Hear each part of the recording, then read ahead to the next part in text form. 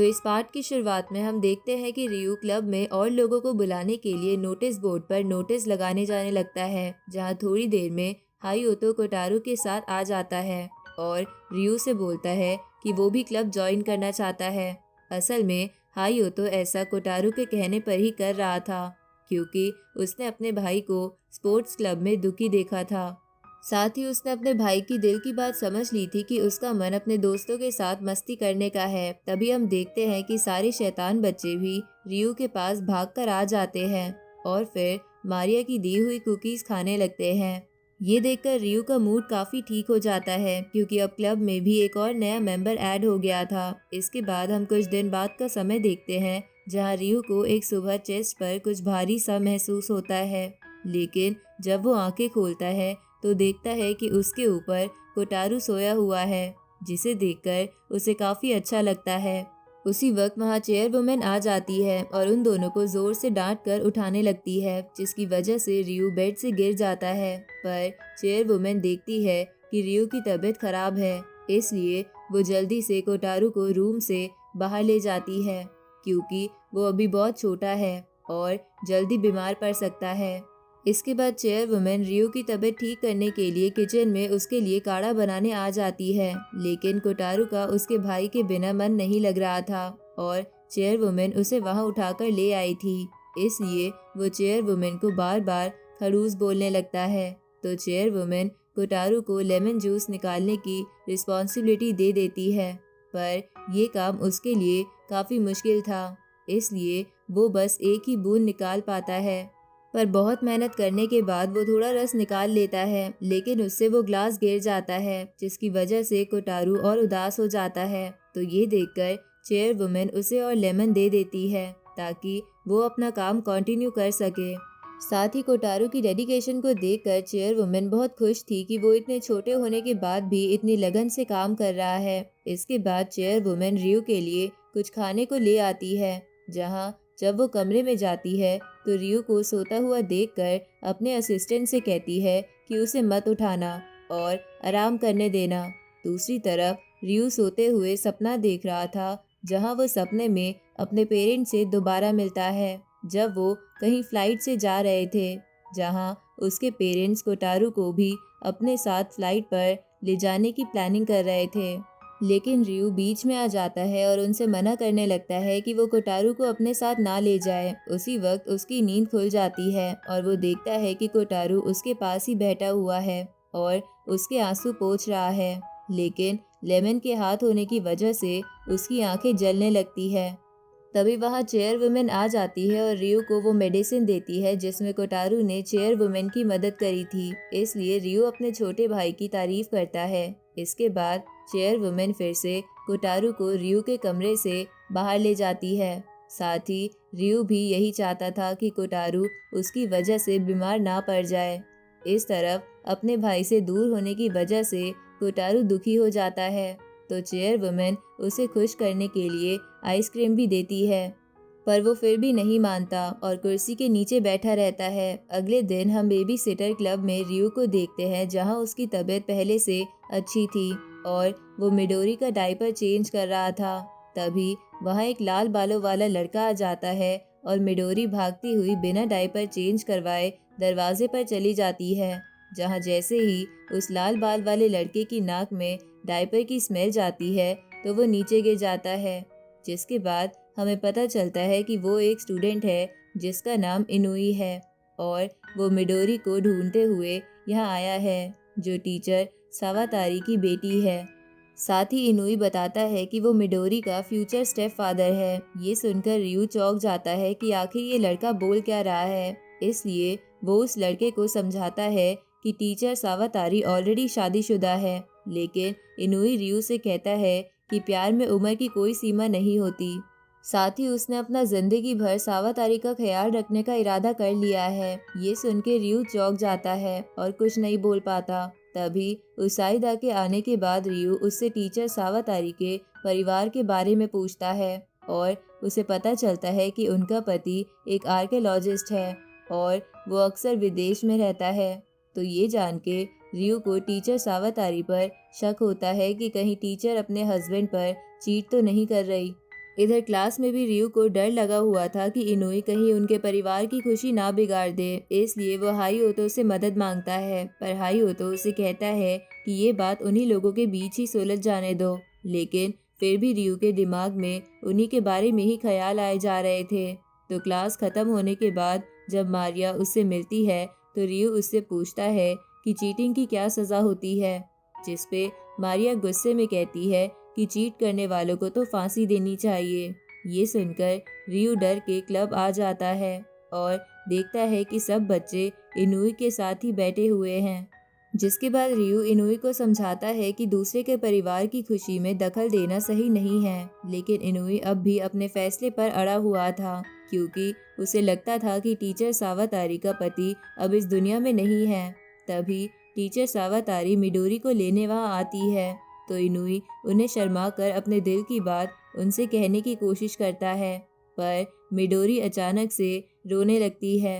इसलिए teacher सावातारी Midori को चुप करवाने लगती है और उससे कहती है कि आज तुम अपने पापा से मिलोगी। ये सुन के इनुई के होश उड़ जाते हैं और उसे ये बात समझ आती है कि वो इतने दिनों से गलतफहमी में जी रहा था कि उनके पति अब नहीं रहे, जबकि असल में उनके पति सिर्फ कुछ दिनों के लिए बिजनेस ट्रिप पर गए थे। ये जान के इनुई एक कोने में उदास होकर बैठ जाता है। तभी उस पे शरारती बच्चे अटैक कर देते हैं, जिन्हें वो डांट कर भगा देता है। लेकिन रियू उसे समझाता है कि तुम्हें परेशान होने की कोई बात नहीं है, जिस वजह से उसका दुख थोड़ा कम होता है और वो रियलाइज़ करता है कि जो कुछ उसने किया वो काफ़ी बेवकूफ़ी भरा था। अब थोड़ी देर बाद बच्चे कुछ खेलने लगते हैं और रियू को भी उनके साथ खेलने पर मजबूर करते हैं। पर अचानक से केरिन कहती है कि वो अब इनके साथ नहीं खेलेगी और अब से मेहनत से पढ़ाई करेगी। ये सुनकर रियू और बाकी सब चौंक जाते हैं, जहां हमें पता चलता है कि केरिन का एक मैजिक विच बनने का सपना है। पर टाका ने उससे कहा है कि विचेस का कोई वजूद नहीं होता, इसलिए इस बात पर दोनों बच्चों में झगड़ा होने लगता है, जहां उनमें से कोई भी पीछे हटने के लिए तैयार नहीं था, क्योंकि टाका का मानना था कि पावर रेंजर्स असली में होते हैं। पर किरिन उससे बोलती है कि ये झूठ है और विचेस असली में होती है। तो टाका बोलता है कि जो भी सच बोल रहा है वो प्रूफ दिखा सकता है। तो अगले दिन टाका अपने साथ एक रेड रेंजर की फोटो ले आता है, जिसमें वो उसके साथ खड़ा था। तो ये देखकर बाकी बेचारे बच्चे मान भी जाते हैं कि वो सच बोल रहा है, लेकिन किरिन के पास कोई सबूत नहीं था, इसलिए वो उन सबसे बोलती है कि वो भी प्रूफ दिखाएगी। इसलिए वो गार्डन से एक झाड़ू निकालकर उस पर बैठकर उड़ने की कोशिश करती है, क्योंकि वो अपने दोस्तों को दिखाने की कोशिश कर रही थी कि विचेस भी असली होती हैं। ये सब देखकर रियू किरिन को डिसअपॉइंट नहीं करना चाहता था, इसलिए वो मारिया से मदद मांगता है। जिसके बाद मारिया जल्दी से एक विच की किताब ले आती है, जिनमें विचेस के होने के प्रूफ दिया गया था, पर वो सब उन विचेस को जिंदा जलाने की कहानियां थी, इसलिए रियू इन बुक्स को बच्चों को नहीं दिखा सकता था।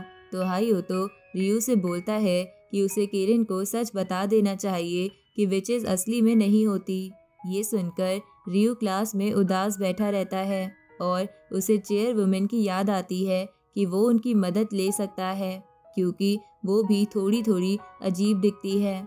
पर ये सोचकर ही वो डर जाता है। इसके बाद रियू क्लास से वापस आने लगता है, जहाँ वो देखता है कि किरिन एक ऊंची जगह पर झाड़ू लेकर खड़ी है और उस पे बैठकर उड़ने की तैयारी में थी।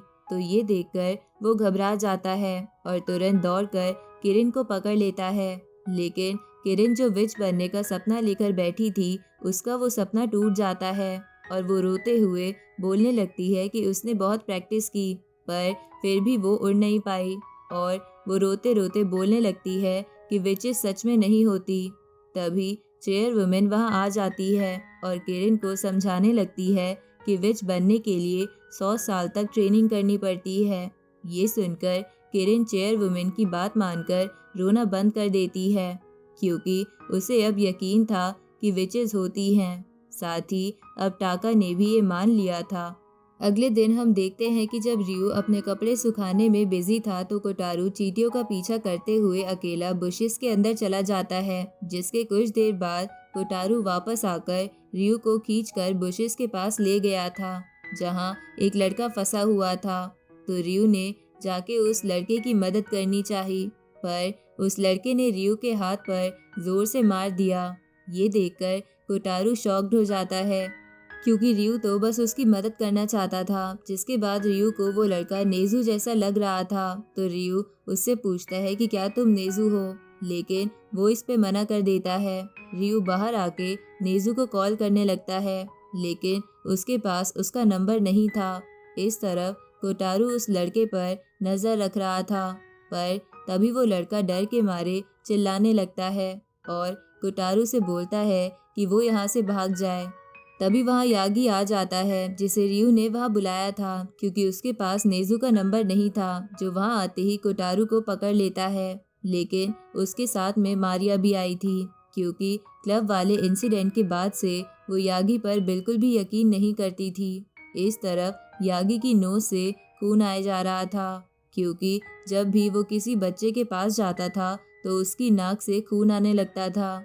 जिसके बाद वो सबसे कहता है कि ये नेज़ू का भाई है और इसका नाम किचाई है। जहाँ जब किचाई ने उन्हें नेज़ू के बारे में बात करते और उसकी तारीफ करते सुना तो वो एक्साइटेड हो गया और बोला कि उसका भाई कितना अच्छा है, चाहे उसे पार्ट टाइम जॉब करनी पड़ती हो या पढ़ाई, फिर भी वो स्कूल में हमेशा सेकंड रैंक लाता है। ये सुनकर मारिया थोड़ी जेलस हो जाती है, क्योंकि वो हमेशा स्कूल में फर्स्ट रैंक लाती है। इसके बाद मारिया उस लड़के से पूछती है कि वो यहाँ छुप के क्यों आया।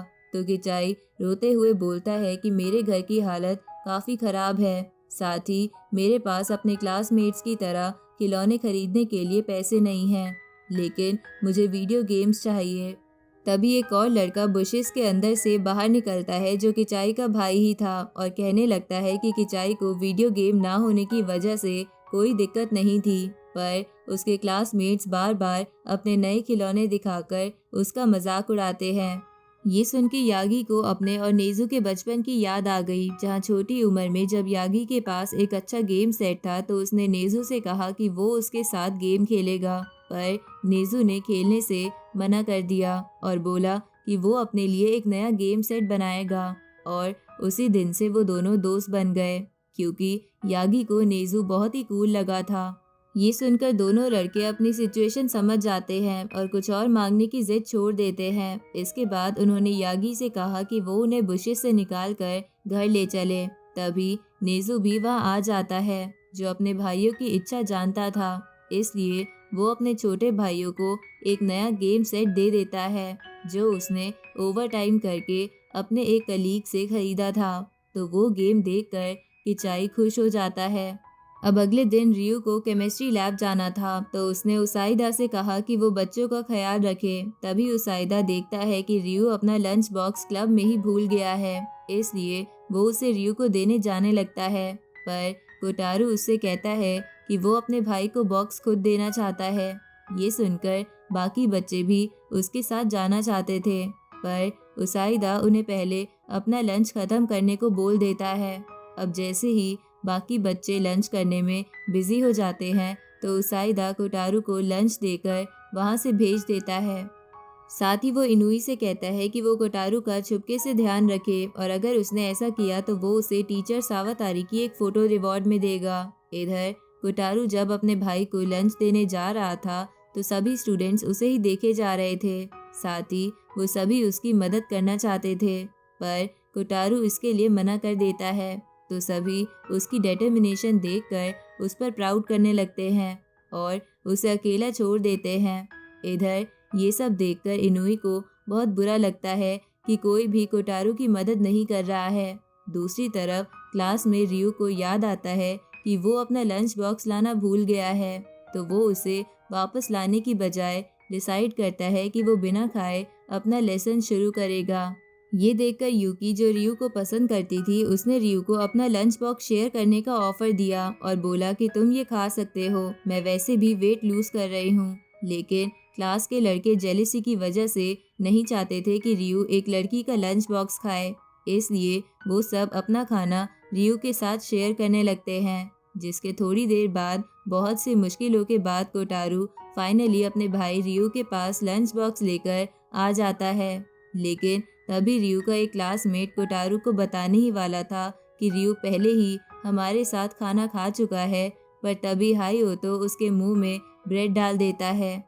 इधर रियू ये देखकर बहुत इमोशनल हो जाता है कि उसका भाई उसके लिए इतनी मेहनत करके उसके पास लंच बॉक्स लाया है। इसलिए वो कोटारू से बोलता है कि अच्छा हुआ तुम लंच बॉक्स ले आए, क्योंकि मुझे बहुत भूख लग रही थी। जिसके बाद वो दोनों साथ में बैठकर खाना खाने लगते हैं, जहाँ रियू पेट भरा होने के बाद भी खाना खत्म कर देता है क्योंकि कोटारू उसकी इतनी केयर करता है। इसके बाद हम देखते हैं कि लंच टाइम में लड़कियां यूकी से पूछती है कि उसे रियू क्यों पसंद है, जो सुन के यूकी शर्मा जाती है और सोचने लगती है कि रियू क्लास में बहुत पॉपुलर है। तो बाकी लड़कियां उससे कहती हैं कि घबराओ मत, हम रियू और तुम्हारे बीच नहीं आएंगे। इसके बाद सारी लड़कियां रियू और मारिया के डेटिंग र्यूमर्स के बारे में बात करने लगती है। तभी मारिया उनकी बातें सुन लेती है, जो कि वहां से गुजर रही थी। तो ये सुन के मारिया उन पे चिल्लाने लगती है, लेकिन यूकी को बिल्कुल भी अच्छा नहीं लगता क्योंकि उसे पहले से उन दोनों पर शक था। इसके बाद मारिया रियू के बारे में सोचती हुई वहां से जाने लगती है। तभी उसे केरन और कोटारू की आवाज़ सुनाई देती है, तो मारिया उन्हें देखकर उन दोनों पर जोर से चिल्लाने लगती है, जिसकी वजह से केरन रोने लगती है। जिसके बाद मारिया उसे शांत कराने लगती है, तो केरन उससे पूछती है कि तुम हमारे साथ क्लब में खेलने क्यों नहीं आई, जिस पे मारिया बोलती है कि वहाँ एक ऐसी शख्सियत है जिसे वो देखना नहीं चाहती। तो मारिया के ना बताने पर केरन गेस करती है कि कहीं वो रियू तो नहीं। जिसके बाद केरन बोलती है कि मारिया कोटारू के भाई से नफरत करती है। ये सुन के कोटारू दुखी हो जाता है, इसलिए केरन प्लान बनाती है कि वो मारिया को रियू से प्यार करना सिखाएगी, क्योंकि उसे लग रहा था कि मारिया रियू से नफरत करती है। इसके बाद केरन और कोटारू मारिया के साथ रियू की क्लास के बाहर आ जाते हैं, ताकि वो मारिया को रियू की अच्छी साइड दिखा सके। जिसके बाद प्लान के मुताबिक कोटारू रियू के पास दौड़ा जाता है और उससे हक मांगकर मारिया को दिखाता है कि रियू कितना जेंटलमैन है। इसके बाद रियू की स्ट्रिक्ट साइड दिखाने के लिए किरण उसके पास जाकर उससे मारने को कहती है, लेकिन रियू उसे कुछ नहीं कहता। उल्टा हाईओतो किरण को पीट देता है, जहां किरण रोते हुए मारिया से बोलती है कि क्या वो अब भी रियू से नफरत करती है। ये सुनकर मारिया चिल्लाकर कहती है कि मैं रियू से नफरत नहीं करती, जिस पे किरण बोलती है कि इसका मतलब हम रियू को पसंद करती हो। ये सुनकर पूरी क्लास चौंक जाती है। तभी मारिया शर्माकर वहां से चली जाती है। तो ये देखकर रियू मारिया के पीछे भागने लगता है, जहाँ सब सोचने लगते हैं कि शायद रियू मारिया को प्रपोज करने जा रहा है, इसलिए सब शाउटिंग करने लगते हैं। लेकिन ये सब कुछ देखकर यूकी को अच्छा नहीं लग रहा था।